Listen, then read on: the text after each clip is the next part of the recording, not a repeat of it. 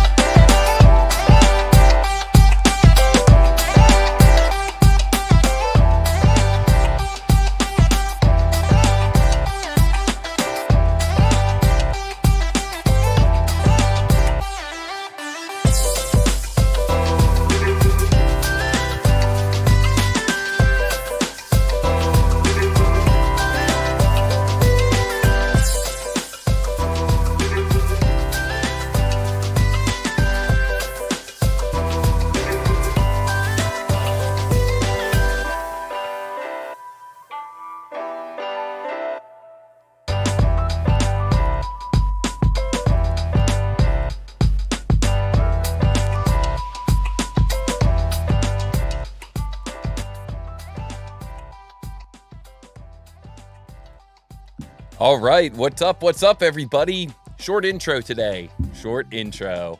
How's everybody doing? Welcome to Model Monday Live. Don't adjust your screens. I look a little bit blurry, I know. We got a special guest today, so that's why I look a little blurry today, and we're gonna introduce him in just a moment. But I just wanted to say hello to everybody. So thankful to be here with all of you on this beautiful Model Monday Live. Zal is here, welcome. Phosphor is here. Stu 3D is here. Train driver Rob is here, says hello from the UK. It's been awesome seeing all your comments, train driver Rob, in the practice models videos and the YouTube comments. Aaron C is here. What's up, Aaron C? I like that new screen name. And Chris Knudsen is here. Welcome. Thanks for joining us, Chris. Great to see you in here. And then I put a little comment there. I had the slider all the way up for the music, so I'm sorry, guys, if I blew out your earbuds or anything like that, your speakers. Announcing to all of your coworkers that we are officially going live. We got our old friend, Ivan the Reasonable Lowen, here joining us, former champion, tuning in to see the interview with the current champion. Awesome. Great to see you in here, Ivan the Reasonable. And VVV is here as well. Second week in a row. Thank you for joining us, VVV. Great to see you. Great to see all of you on this Monday. Beautiful Monday afternoon, April 22nd. And guys, we have a very special guest with us today. So I'm excited to introduce our guest today, none other than Airwick. What's up, Airwick? Thanks for joining us. Welcome. Thank you so much for being here. How you doing? Good. I guess afternoon for some. It's still morning here. Some adjustment required. Wow. Oh, it's good. Great to be here. It's gonna be fun. Yeah, great to have you here. As always, let us know if anything sounds out of line out there. I'm going to try and make sure that the music doesn't come through too loud. Make sure that my audio is coming through. Give us a little bit more of chat. Maybe cite your favorite poem or tell us your favorite on-shape tip. Let's get the audio correct here. Favorite on-shape tip. That's got to be a good one. I don't know. It's got to be. There's too many options. I don't know. Well, I got to tell you, you got me there. That's a great answer. You think about it, because I think your audio sounds good. Aaron C in the chat says, the man, the myth, the legend. Yes, indeed. Everyone is excited to have you here, Airwick. You had, I think, one of the absolute toughest runs that we've ever seen in a tournament. And we're going to talk about that run in just a little bit. But Aaron C, I see that. Aaron C says, Toby sounds pretty quiet now. Thank you. I'll continue to adjust here, and I appreciate you guys giving me that feedback. And we're going to get into an awesome interview here today with Airwick. I'm very excited to pick your brain. I got some specific questions that I'm looking forward to asking you. Yo, Dom is in the chat. What's up, Dom? Welcome. Thanks for joining us. Another tournament runner. And Jern is in the chat. Another tournament runner. We got all kinds of tournament runners here in the chat. Aaron C is in the chat. Tournament runner. Lots of tournament runners here in the chat. Jern says, skilled competitor and such a great contributor to the CAD community. Wow, that's pretty nice. I'm pretty sure he's talking about you, not me. Oh, thanks. I'll assume it's for me. Yeah. Yeah. All these guys are coming in here for you. That's awesome. Well, today we've got 2 CAD speed modeling challenges for the chat. We got an interview with Airwick, and of course, we've got the best chat ever. So Ex Machina is here in the chat, another tournament runner. What's up, Ex Machina? Welcome, welcome. Says you're an all-around nice guy. I like that. I like that. I like that. So let's get into it here. Our first CAD challenge for the chat. I'm going to show all of you a 2D print, and I'm going to challenge you to turn that into a 3D model, to calculate the mass, and to enter that mass into the YouTube chat. So the basic rules are you can use any CAD package. All CAD packages are welcome here. As long as you can input the density and you can output the mass, then you have come to the right place. Make sure you use the specified precision. One of these models uses pounds, inches and pounds. I know you guys love when we do inches and pounds, so I try to include them at least once or twice a month for all of you who love inches and pounds. Clearly the superior system of measurement, right? Why would you measure things in groups of 10 that are very easy to calculate when you could, challenge yourself and do things of fractions of 16 and 32? It's so much more fun to challenge ourselves. Nice little 0.0625 dimension. Everybody loves dimensions like that. Our units here are going to be in inches or mmgs. Our materials are going to be as listed below. Don't forget, if you're using different CAD systems, your densities might be a little different. So you're going to want to create a custom library for TooTallToby materials so you can participate in these challenges. And of course, this is meant to be fun and good-spirited. Occasionally, I'll make mistakes, and the Ivan exploit is permitted. Video coming soon. I've been saying video coming soon for the Ivan exploit now for about 3 years. So video coming soon for the Ivan exploit. Don't worry, it's coming. It's coming. I know you guys are excited about that. All right, let's flip over to full screen here. Airwick, I know usually when you're watching Model Monday Live, you're competing. This is your chance to just kind of take a break and really look over these models and think about how you would build them. So here we go. It's a different speed today. Yeah, different speed, nice and relaxed. So this first CAD challenge for the chat, Ivan in the chat says, can't wait to see the video. Yeah. Yo, Da Vinci is here too. Da Vinci, right on time. Here we go. We're going to kick off this first challenge in 3, 2, 1, go. What is the mass of this part in XXX pounds? Looks like we're losing the top of the drawing border, but none of the dimensions are missing or anything. What is the mass of this part in XXX pounds? This part is called Reducer. It's in plain carbon steel. And look at this, guys. I know you guys love getting models that have dimensions in inches. Well, here you go. Your wish is my command. This is a model in inches. Little reducer here, some kind of a, some type of a piping fixture. Maybe it's in like a testing line for gas sticks, something like that. Reducing the diameter of the flow from diameter 1.25 down to diameter 0.5 inches. Reducer. So you guys can take a look at this, can try to come up with a game plan. As always, I'm sure that Airwick and myself are both looking at this print and saying to ourselves, now, how would I model that? What features would I use to create that geometry? Da Vinci says tangent. Yes. I find a mistake in the drawing, but it's a spelling error. Oh, yeah. Tangnet, yep. Tangnet. No, Tangnet. That's a new thing. That's a new thing that we're using here at TooTallToby. Tangnet. It's kind of like the internet, but it's like it's all through like a wireless grid. No, that is supposed to be tangent. Tangent. Tangnet. It's a Tangnet network. Exactly. Listen, guys. I'm not that good at spelling. It's my big confession for all of you. All right, I'm going to try to resize this so that it fits onto the screen correctly, and then we will move on. Let's see. There we go. Look at that. Easy peasy. We're professionals over here. We're Tangnet professionals. All right, I hope that was enough time for you to grab a screen capture. And it says Tangnet in 2 places. Yeah, yeah, exactly. It's intentional. It's obviously intentional. It says Tangnet in 2 places, so it's obviously something that I meant to do on purpose. Totally. Totally meant to do that. Yes, Tangnet. That is going to be we're going to make an NFT from that Tangnet, and we're going to create the new Tangnet. That's going to be the new CAD versus CAD platform that we compete on is going to be the Tang net.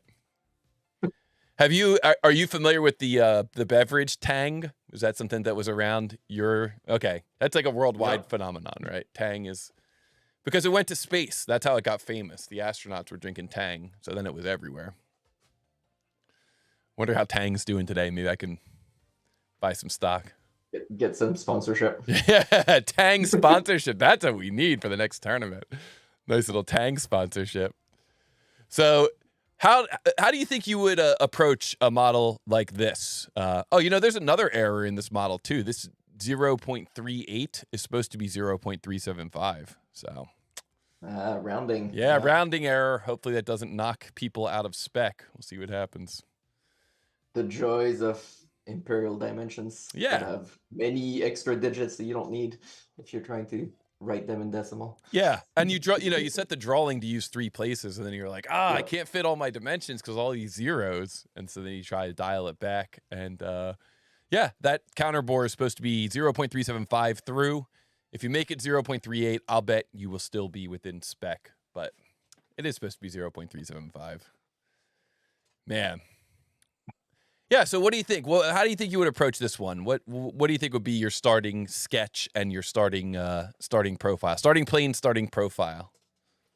Right, so I think I would definitely do it from a right view. I mean, I'm not sure where I would start the probably just the left there in the middle of the, like I would go with that section view. Mm-hmm. And probably just create one single layout sketch because that's for everything. It's kind of what I like to do. Wow. And then I'll probably do 2 separate revolves from it. I'm guessing. Or I guess it might be, yeah, there's a couple tricky things that might not be the best way of doing it. Yeah, because if you revolve, I guess you'd have to watch out with the cavity after, like yeah, do it as a solid and then do a revolve cut for the middle part or something. Yeah, if you revolve that lower section, then you're gonna have a problem. You're gonna have a big. Or just revolve the gap. very base and then extrude the connecting part there.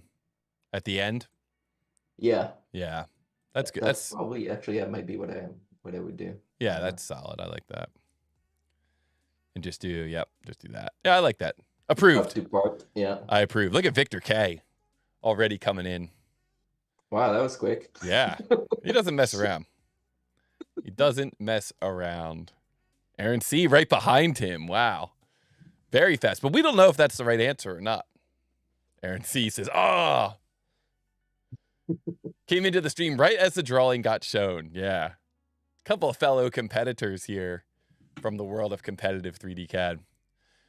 Well, don't forget, guys, support the channel. The easiest way to support the channel is to hit that like button, to share and to reshare. Let's hit the like button. Let's see what we got here on my monitoring computer. How many likes we got? Looks like we're looking at 32 people watching and 12 likes. Guys, we gotta hit that like button. We gotta get that up to a 1-to-1 ratio. 32 likes, 32 viewers. Maybe we'll even get more. You know, sometimes people are going to have to leave. Or maybe if you have a second account on your phone, log into your phone and like it from there too. Who knows? I don't know. I'm not saying anything, but you can do a lot of different things. And of course, share and reshare. Reach out to your coworkers. You know, walk up to, if you're at the office today, walk up to one of your coworkers and whisper in his ear and say, hey, do you know about the TooTallToby channel? Did you hear the news? Big news happened this weekend on the TooTallToby channel, and I think your coworker is going to really, really like that. I don't know if any of them are watching. Probably pretending they're not. Yeah. Probably just looking around. Yeah, trying to pretend they're not, but you know that they are.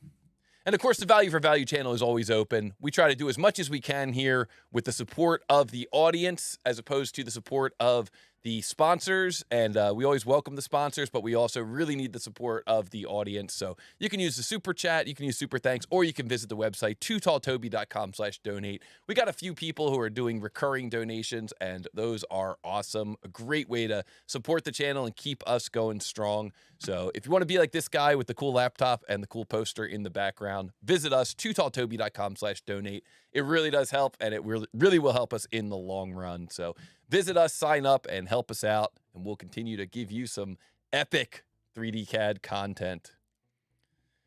Here's the big news from this weekend, Airwick.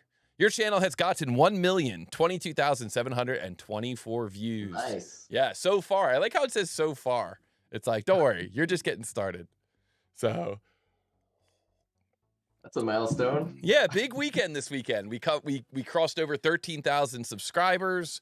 We got 1 million views so far, and we are just getting started. But definitely, this was a big milestone. Very excited to have crossed this one. Just happened this weekend. TooTallToby on their way. Look out, Mr. Beast.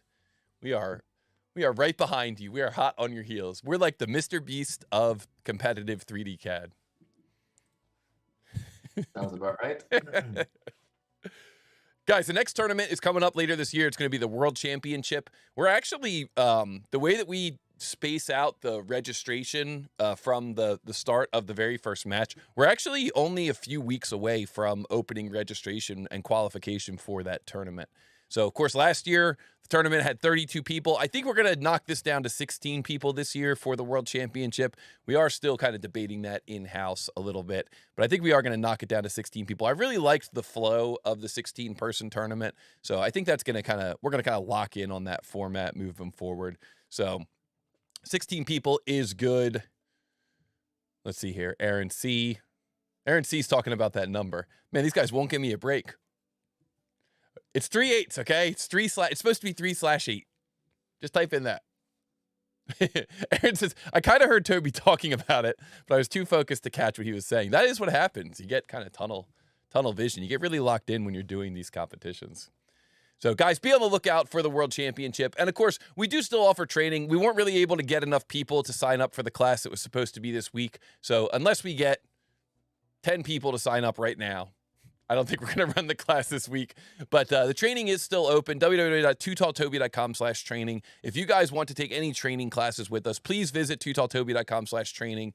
It's definitely another way you can support the channel. If you have coworkers, if you work at a company, talk to your engineering manager. Maybe you can get them to put up the price of the class. We would love to get your business and continue working with you, and this is a great way to learn SolidWorks and Onshape from a certified instructor. So you can visit us, TooTallToby.com/training, and we'd love to share a little bit more SolidWorks knowledge before I completely switch over to Onshape, because then I'm going to start forgetting. I already feel like I'm starting to forget, like I'm in SolidWorks now, and I'm trying to do Onshape shortcuts, and I'm like, oh, it doesn't work that way. And I also find myself saying, like, wow, I understand why Onshape did it this way, because it's way faster. Like even the keyboard shortcuts for the sketch relationships, I'm like, oh man, this makes so much more sense. Like it feels so awkward now sometimes in SolidWorks to add the sketch relationship. So guys, that knowledge is slipping out of my brain. This is your last chance to take some training with me before it all goes away. So no pressure, but a lot of pressure. And of course, the March leaderboard is open. So guys, visit the March leaderboard. We got a lot of people submitting to the March leaderboard. 3 models. How fast can you do them? The fastest time so far is about 5 minutes. Can anybody do it in less than 5 minutes? We're going to find out. It's a pretty fast time, though. The Fusion 360 runner, he really ran the exploits, and it's pretty impressive what he did with, like, maximizing the use of exploits. So check it out. Check out his video. Really, really good. Really good videos. We got a Canadian there, too. QWERTY CA. QWERTYCA. Pretty good screen name. So QWERTY CA also coming through there with a pretty fast time. And then we got a plasticity user in there, too. Da Vinci. So check them out. TooTallToby.com/ what is it? /leaderboard? I don't even know the website anymore. Yeah, /leaderboard. TooTallToby.com/leaderboard. I haven't had a chance to try this one yet. Oh, you haven't had a chance to try this one yet? Yeah, it's a good one. Busy month for me. Yeah. There's some cool ones here in this leaderboard challenge. Wait, this is showing the March leaderboard. It's actually the April leaderboard that I meant to be showing there. Those are the runners from the April leaderboard. Yeah, there's some cool models here in the April leaderboard. So April leaderboard or March? It's April. I just spelled it wrong. Don't worry. What's this one? TooTallToby.com/challenge. Huh. Maybe it's not leaderboard. I think it's /leaderboard, isn't it? It probably redirects. All right, guys, let's get into the whole reason why we're here. We got Airwick in the house. None other than Airwick visiting us all the way from Canada. Which side of Canada are you on? The east side or the west side? Or in the middle? West side, about as far as you can be. That's cool. On the coast? Vancouver Island, on the island. Yo, that's cool. Are you now? Remind me from the fun facts. Right? Did you grow up on a houseboat? Was that you? On a boat. On a boat. Sailboat, yeah. A sailboat. A sailboat that was my house. Wow. Which makes it a houseboat, I guess, anyway. So, and no motor. No, there's a motor. Oh, there is a motor. Okay. Big sailboat. Just in case, right? Yes. Wow. That's pretty wild. And so from what age to what age were you exclusively living on the sailboat? I mean, there were a couple small interruptions, but from 7 weeks old to 17 years old. Wow. Yo. Roughly. That's awesome. And then were you fishing for food? Sometimes. Okay.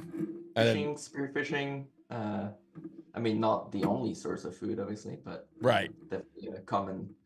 Seafood was often on the menu. Okay. Let's put it that way. And it was big enough sailboat that you had like a kitchen, you had other, supplies, stuff like that. Yeah, we actually had guests come on board to do. We did dive charters, so we had up to 6 guests. Whoa, that is awesome! What a cool childhood! Wow, it's different. Yeah, for sure. Very different, but very cool. Like you get to see a lot of things. You get to meet a lot of people. That is very, very cool. Wow. And so how did you, from there, how did you end up getting into CAD? Were you doing CAD while you were still young, or did you? No, I guess I didn't get into CAD until university, really. Okay. But I was, building and fixing and designing things before, obviously. Okay. Because when you live on a boat, like boats are like houses, except worse. They're constantly falling apart. So okay. Fix things all the time. So, from early age, I was involved in fixing and problem solving and doing whatever it takes to keep the whole boat running. So. And while you were doing that, were you doing any like actual drawing? Like, were you making drawings of the things you were fixing, or was it all just kind of like guerrilla carpentry? No, it's freestyle. Mostly. Okay, freestyle. Yeah, I like that. And so then went to university, and then while you're in university, you get exposed to CAD for the first time. And what type of CAD is it that they're teaching at university? So my first, I mean, actually, I was gonna say it was SolidWorks, but no, I did have an AutoCAD course first. Okay. So yeah, like a 100-level intro to drafting, I guess, which I guess came in handy because I actually had one of my co-ops did involve using AutoCAD. Yep. One of them was in 2D World, but then I started using SolidWorks at university, and that was SolidWorks 99 plus SE, I think, or whatever it was called, something along those lines. I think everybody should get some exposure to AutoCAD. You should kind of understand what that command line is and what it means, and ortho, and typing in the direction and typing in the length of the lines, and doing a bunch of stuff in 2D with no parametric relationships, and then and then that way when you get into something like a 3D parametric modeler, you're like, oh yeah, this makes way more sense. Yeah, and going back after was pretty painful once you've worked in parametric for a while. And I did a co-op when I was like doing 3 view drawings in AutoCAD, and you have to align things manually. Like this is so backwards. Yeah, if anything changes, you have to change it in like 10 different places. Yeah, you screw something up, you have to like almost start from scratch. It's faster than they're trying to figure out where it would all be. Yeah, Ex Machina says, yeah, exactly. You should know AutoCAD to know how bad it is. I mean, I wouldn't say necessarily bad, but just different, right? It's just different. There's some spots where it's really useful. Certainly certain industries, it makes more sense, or at least for a long time, it made more sense. I think that now the computing power, even for architectural or even civil engineering, you could now make the case that like it should just all be done in 3D. But for a long time, that was too much data to manage in 3D, to manage, all of the infrastructure of a building in 3D. It would just be too much, or all of the individual components that would go into like highway bridge design, and the different elevations, and like making the swoopy, lofty shapes for those different elevations. There wasn't enough computing power. So you know, That said, parametric 2D sketching would be a much better way of doing all of that too. If you yes, want just 2D, like yes. the sketch tools that we have in 3D parametric CAD are a lot more efficient than good old AutoCAD, where Yeah, and I think the that circle is only tangent when you make it, and then if you move something, you screw everything up. It's yeah. kind of insane. Yeah, and I think that that really is like the thing that most people, when they switch to, you know, from say, you know, a traditional 2D CAD to like a parametric 3D CAD, it's really more the parametric that's exciting. I mean, the 3D is exciting, but that parametric rules based and kind of time based as you're going through the tree, that's what's really exciting, because that's what really lets you get into the advanced functionality, whether it's programming or whether it's just making models that can update with different configurations or whatever it is. It's that parametric and the chronology of the tree, kind of feature-based design, that really is the game changer. Otherwise, it just kind of feels like you're working in MS Paint. Yeah, and it's interesting. I'm actually seeing a bit of parallel between that and people going from mesh modelers to parametric CAD.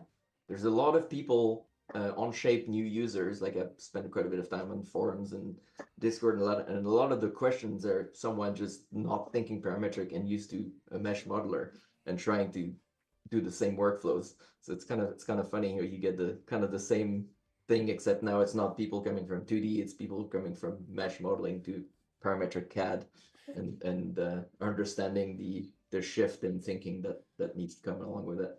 And so one of the mesh modelers that comes to mind as you're describing that would be like Blender.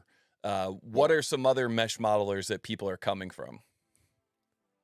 I mean, Blender is the one that I'm most familiar with, but there's also things like even like Tinkercad is, I guess, not really a mesh modeler, but or like SketchUp is, those are kind of in between, like not really full mesh modelers, but not really CAD either. So there's some of that as well. But I think when it comes to, you know, people using the free Onshape account, I think a lot of them would have come from Blender, because that's, you know, a good free mesh modeler.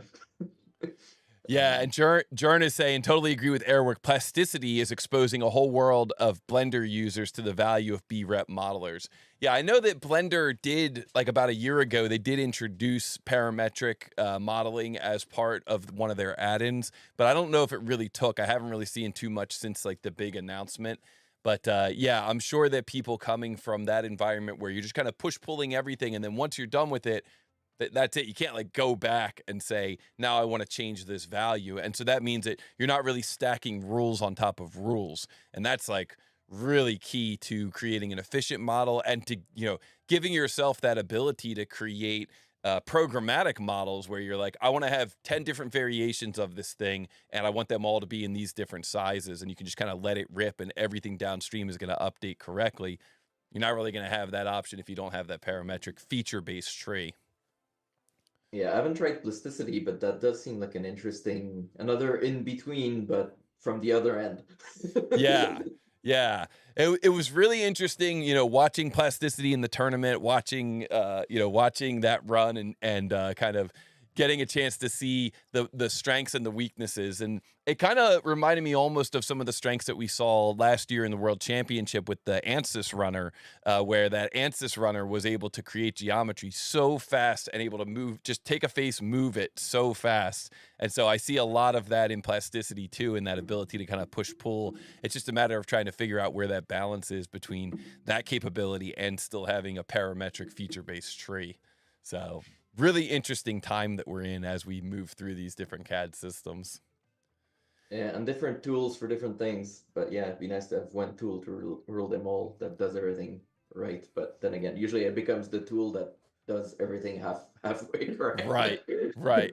Yeah. It's almost like to have a tool like that, you'd have to have a community of people that have the ability to create custom scripts for that tool, and then all support each other and continue to develop those custom scripts. I don't know if there's anything like that out there, but you know, it seems like that would be the right move. So one thing did come in the chat. I just wanted to tell you, Stu3D said, I saw this a little bit. He said, I grew up on a horse-drawn barge on a canal. So, oh, wow. Wow. I missed that one. Yeah, I missed that one too. All right, guys, we're going to talk more to Airwick in just a moment. We got a lot more stuff to talk about, but let's get into our first answer here. Let's see here. I'm going to bring up the chat. We did have a question in the chat. Someone asked, how do I participate in this? The answer is, first of all, welcome, of course. Bogdan said, how can I join the contest? You can join just by creating the model. It's just that simple. You just start creating the model. As soon as I show the 2D print, you start creating the model, and then what you're going to see is I will show everyone the answer momentarily. So that's it. It's just that simple. You just join by creating the model, entering your answer in the chat. So you can see here in the chat, the first person who answered a few minutes ago was Victor K. Came in with an answer 5.56. We see Aaron T came in here 5.57. We see, let's see here, Dom comes in with an answer, 5.57. Phosphor coming in with an answer. He's our plasticity user, 5.57. We got Stu3D coming in with an answer, 5.57. So as soon as I show you the print, you can come in with an answer. Here's Zal coming in, 5.57. Nice job, nice job. And let's find out here who got the answer correct. 5.57 is the correct answer, plus or minus 0.01 pounds. So that means that our win is going to go to Victor K. He's going to get a point on the leaderboard. We get the leaderboard up at TooTallToby.com/Model Monday Live. I think that's what the URL is. TooTallToby.com. There's a Model Monday Live section, and we track all of the winners of points. So 1 point for Victor K. Getting that point today. Congratulations, winning that point. And GG to really everybody who competed today in this challenge. This is not an easy model. It's not a super tough model. I have it tagged as tier 3. Really, a lot of times what I like to say is whenever there is a model that is in inches, it automatically gets bumped up 1 tier. So really, this should probably be tier 4, but it is tagged as tier 3. And of course, that's not difficulty, but it is complexity, and complexity is a little bit different than difficulty because, you know, it just depends on what you've done in the past. You know, you might look at my electrical box here at the house and you might say, oh, I could fix that no problem. Or you might say, that looks like a really difficult challenge, even though it's the same challenge for both people. This is a tier 3 complexity part. Zal in the chat is rallying for a top 10 points distribution. Yes, Aaron C. brought this up last week, said maybe the top 3 people should all get points in Model Monday Live. And then I think it was, I can't remember if it was Rock Crawler or if it was, I can't remember who commented after that. It might have been Rich Penn who said, maybe we should do top 10. And that way a few more people get points, you know? So we'll see if we can't figure out what the, we'll see if we can't figure out what a good gradient is. The R question mark is 1.2708 inches. Yeah, that sounds about right. I just threw that in there so you knew that I didn't accidentally miss that radius. You calculate that radius from the tail end. So Jordan says top 3 seems reasonable to me. Okay, top 3 is good too, yeah. All right, guys, let's get into this next challenge. Here we go. Okay, I'm going to give you guys something a little bit more complex, slightly higher complexity here. So let's flip over to full screen. As soon as I show this, you're going to see Bogdan. As soon as I show this, you're going to see the print. Yo, a very swell idea is in the chat. What's up, Amos? What's up, my man? Welcome, welcome. Great to see you in here. Thanks for joining us, old friend of the show. So as soon as I show this 2D print, you guys are going to take a screen capture, and then you can start modeling it in 3D. So let's flip over here to our full screen, and this next challenge begins in 3, 2, 1, go. Oh, this is kind of a cool part. What is the mass of this part in XXX grams? All right, we're back in millimeters. We're back in grams. This is what we like to see. Back in millimeters, back in grams. What is the mass of this part in XXX grams? Tolerance is plus or minus 1 gram. Tighter tolerance, more complicated geometry, conical surface. These are all things that lead us to a tier 5 print. And you'll notice, if you guys take notice here, tangent is spelled correctly. Pretty impressive, I think. No tangnet on this one. No tangnet on this one. There's a few things going on there. Yeah, a little tricky. A little latch hinge. You know, they've got a pivot going through in one direction, pivots up in the other direction. Maybe it's got some kind of a locking mechanism. Kind of a cool little print here. Give you guys. I think Victor will have that done in about 2 minutes. Wow. Okay.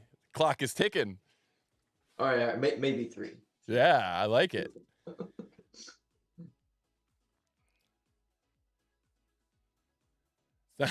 Nope, it's not just the tangent arc. It's different.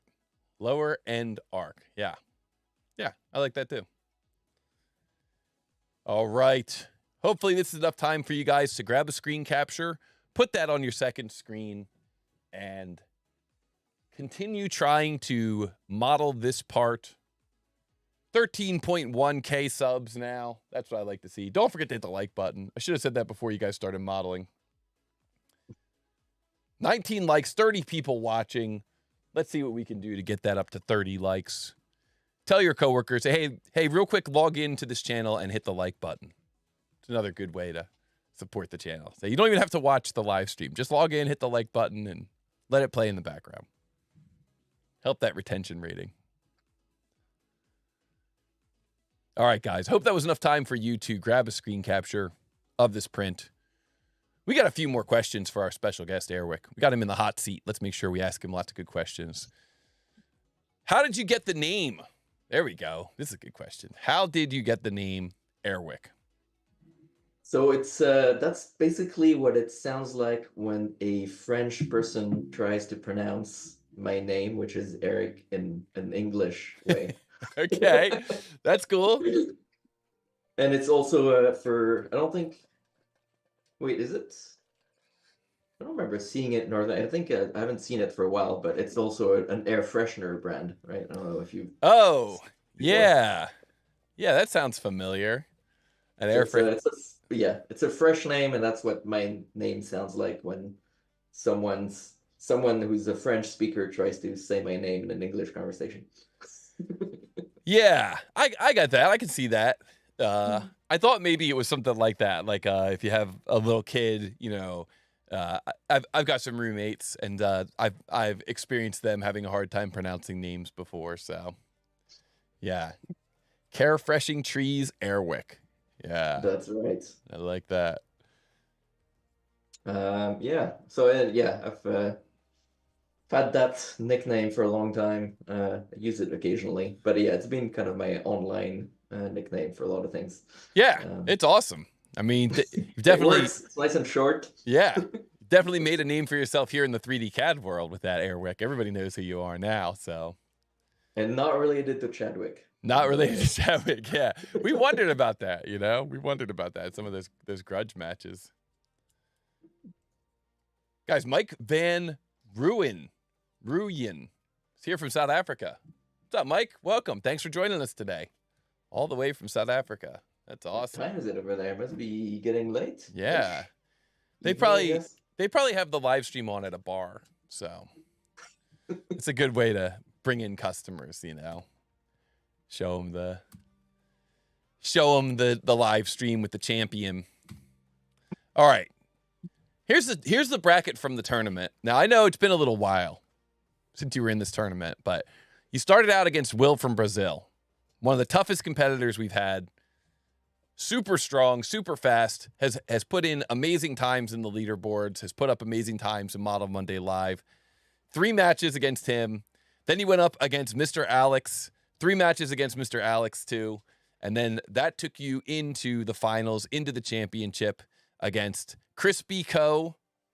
3 matches against him, and then into the grand finals, Imants, 3 matches against him. What do you remember about the tournament? That is my question for you. What do you remember? Do you remember anything? It happened a while ago. I'm sure it all went by in kind of a blur. What do you remember? What really sticks out to you as a memory about the tournament? Maybe it was how you felt. Maybe it was some people that you met along the way. What really sticks out to you about that tournament? I think the first thing was the surprise of making it past the first round. But I don't think I've ever beaten Will in the Monday Live challenges. So when I saw that was my first match, I was like, "Are you kidding me? I guess I'm gonna be out in the first one."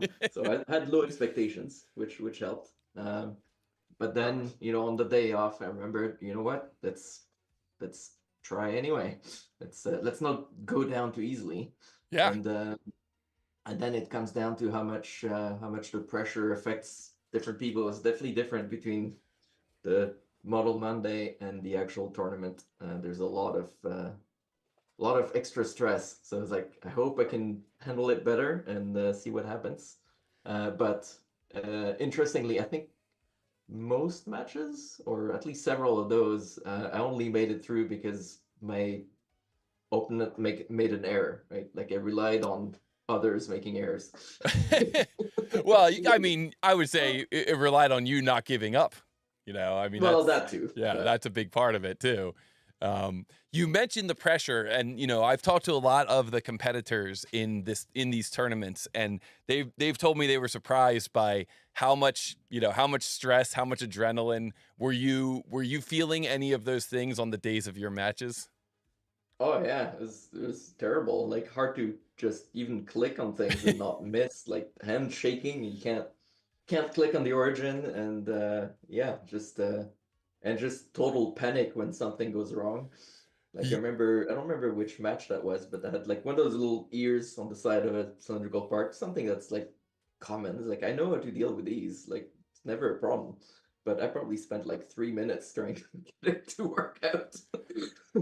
Yeah, I definitely can relate to that. I've been in some competitive CAD situations myself, and it's exactly what you're saying. And it's like you really don't know how time is moving. Like that's kind of another thing about it too, is like when it happens, you feel like it's taking so long to fix this issue, and I can't figure out the issue, and I can't figure it out, and more time is going away, and I'm gonna lose, and like you completely get in your head. And then when you watch the playback, you're like, oh, that was only 20 seconds. Like it felt like half an hour at a time for sure. Yeah.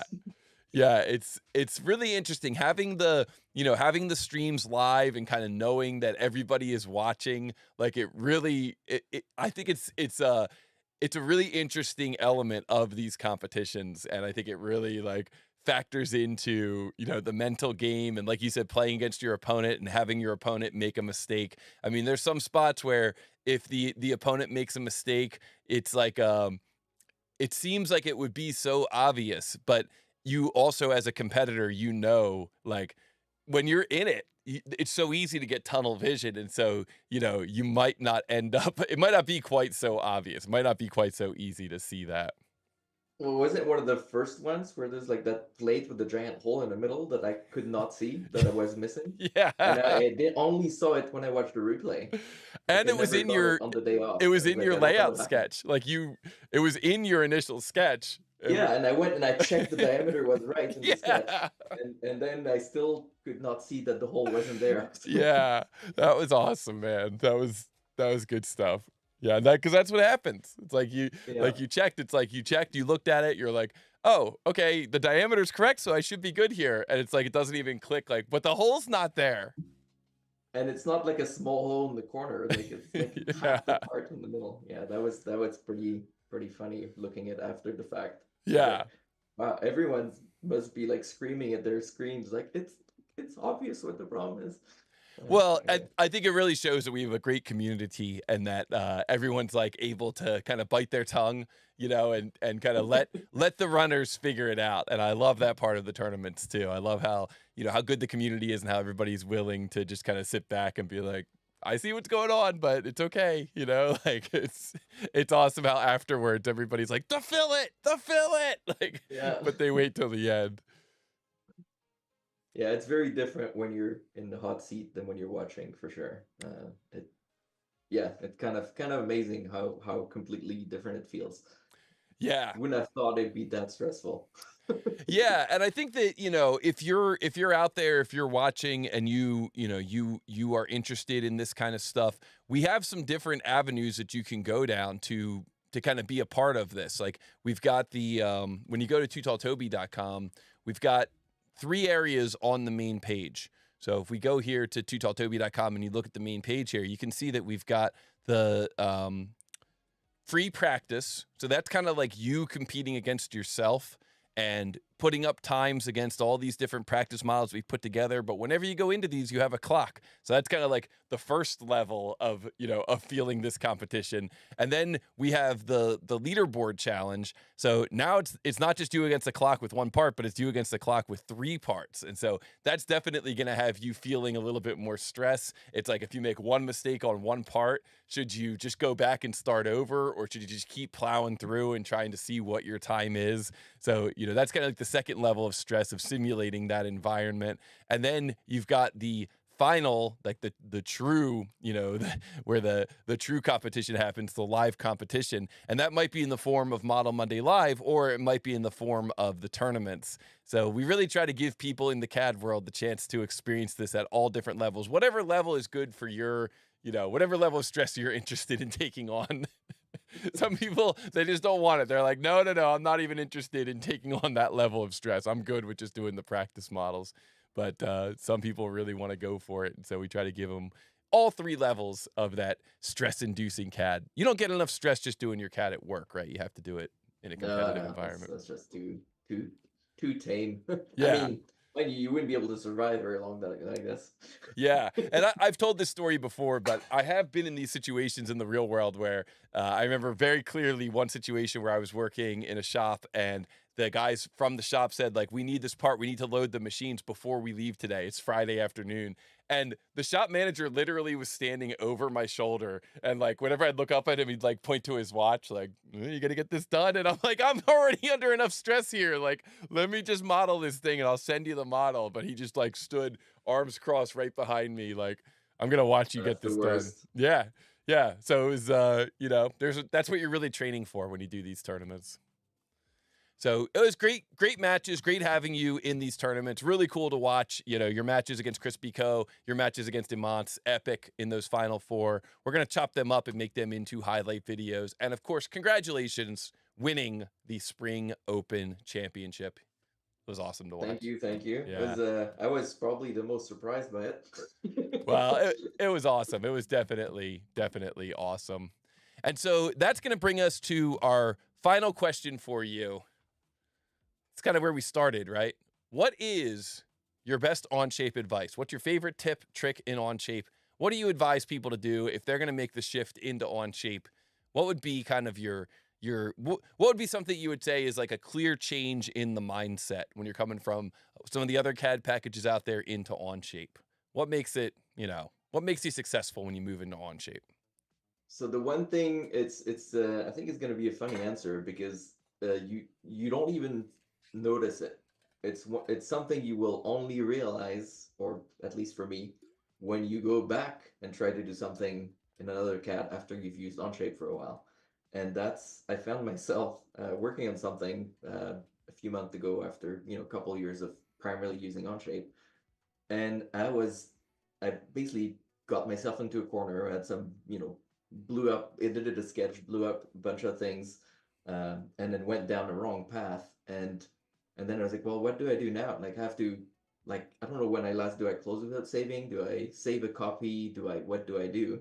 And then, so I don't remember. I think I just ended up closing without saving, because usually that's, if you haven't gone too far, like the last 20 minutes of work, if you already know where you're trying to go, you can probably do it in 5 minutes once you've figured out exactly. So it's like, yeah, close without saving and do it again. But then going forward, I was like, oh, right, you have to remember, it's like, any second you're like, when do I save? When do I, if I'm gonna try something, when do I save a copy? Or if I see it's going sideways, then it's like, okay, do I just manually undo these features, or do I close with the saving? All this like mental energy of thinking about that all the time, and obviously regularly, losing 5 minutes of work, or even like 2 minutes of work just redoing things or whatever. And when you're in Onshape, it doesn't matter. You don't have to think about it, because anytime you're like, okay, this didn't go well, and you just go to the history, and it's like, okay, when was it last good? Like, spend like 30 seconds finding the exact version you want and restore that, and you're back and running. And the freedom that it brings is, you don't notice it until you go back. But that's the biggest thing, is it means you can experiment and just try something a lot more easily than you would. Sometimes you'd be like, maybe I could do it this way, but you're like, oh, it's like I gotta save as, I gotta deal with that, and it's probably not worth it. So you don't even end up trying things. Um, so that's my, I think, the biggest and probably most unexpected value of working in Onshape. That's Is that very it's cool. easier to just experiment and design just because you're not distracted by that. It's a very, very cool answer and very nuanced. And I think it's a great way to kind of illustrate, a lot of times when people talk about Onshape, they'll say, you never have to save, you never have to worry about losing your work. But I think that those are almost like cliche or abstract. It's kind of hard to really understand why that would be valuable. Like, I mean, obviously Yeah. it's valuable to never lose your work, but I think your explanation is much more nuanced and real world, where you're like, it's not just about, you never have to save, you never lose your work, but it's more about like, you don't have to really think about saving. Like Yeah, you just, that's thinking about when to save it takes a huge amount of energy, like literally, and you don't know about it because you're used to it, but you only realize after. And that was my biggest surprise, I would say. So yeah, that's really interesting. And, I appreciate that. As you know, I've been kind of moving into that world too. And I kind of joked with you offline about how, like, I keep trying to hit save. I keep trying to hit the save button and like, it's just not there. But it's a great point. And having every single thing that you do in Onshape, just for those of you who don't know, every single thing you do is tracked. It is online. I see Zal in the chat is saying Onshape losing or bad internet connection is the biggest bottleneck. Yeah, I mean, that yeah, every day that becomes less and less of a concern, but it is a legitimate concern, especially depending on where you are. But I know that, yeah, you definitely need a good, reliable internet yeah, connection. I know that there's a lot of people who they spend their entire work life online. Like every single element of their work life is dependent on being on a good internet connection, and so there are lots of people who although that is true that is like a potential vulnerability, it's been kind of mitigated just through the fact that everything we do is online. Every connection we have with the rest of our coworkers is all online. So it kind of, the whole system is either down or up, and most of the time it's up. Yeah, I mean, my work can't function without an internet connection. Like, it's might as well lose power. It's basically the same thing. Like, if you Right. don't have internet connection, that nothing's happening. We don't have phones anymore. We don't have, like, nobody can do pretty much. I mean, though the software guys can still do their code because it's still working on local files, so as they usually can still do something. But Yeah. most of the company just shuts down anyway. But then the on the flip side of that, the advantage is that, as you mentioned a moment ago, every single thing you do is tracked. So you've got the ability to, at any point, go back in time, even if you haven't opened the file in 6 months, or open the document in 6 months, you just go back to that document. You can roll back. You can undo. It's like unlimited undo forever, basically. Yeah, So and actually another related thing that I found extremely useful is if um, you're working on something and you're thinking, wait, what did it look like 5 minutes ago or 10 minutes ago? I had something going on that I liked and I don't remember what it was. So you just open a new window and then you can do literally a side by side. Or if you have a broken fillet, like you rolled back, you did some changes and you've got a couple broken fillets and you're trying to figure out what they were for, and you just open another window, put them side by side, roll back to the same point of the like 10 minutes ago, and then you can see exactly what that feature did. And that's a huge time saver as well. wow. See, I didn't even think about that, because like in a PDM system, you can sort of do that, but when you open the file from the PDM system, it has the same name, and you can't really have two different versions of the same file name open in RAM at the same time in Windows. So that, like, you have to come up with some kind of tricky workaround, like rename one of them, like this is the change, dash changed, and then you can have them both open, and then you can look at the changed one and the new one. But that's so cool. So you just open a new Yeah, window and there's just roll it workarounds, but it back. takes a lot of work. Right. Whereas in Onshape, it takes literally 30 seconds. So you end up using it. I end up using it quite a bit. Yeah. Just I could see that being huge. Or like you said, if you just can't remember what changed and you want to just roll back and see it. Yeah. So Another yeah. thing, another thing that's also really useful if you're working on with configurations, which don't even get me started, that's a whole topic. But you can have multiple browser windows of say your assembly in multiple configurations, looking at multiple configurations at the same time of your assembly in different window browsers. and you could be editing a part in a third window. You need a lot of screen. It's helpful to have a big screen, Yeah. multiple screens. But you can be editing a part, and every time you make a change, you can check in 2 configurations. It's rebuilding live as you make your changes in your one part, so you can check that it still fits at the same time without doing anything, which is kind of cool. Well, listen, I'm going to be picking your brain a lot. Over the next couple of months, you guys are going to be seeing a lot more Onshape content coming out of the channel, and I'm going to be definitely relying on the expertise of people like Airwick. And I want to thank you so much for being such an awesome guest and answering some of our questions. This is very cool stuff, and it was a pleasure watching you in the tournament. I really learned a lot just watching you. I'll tell you, one of the things that I learned from several of the Onshape users is the create a rectangle to locate the whole XY.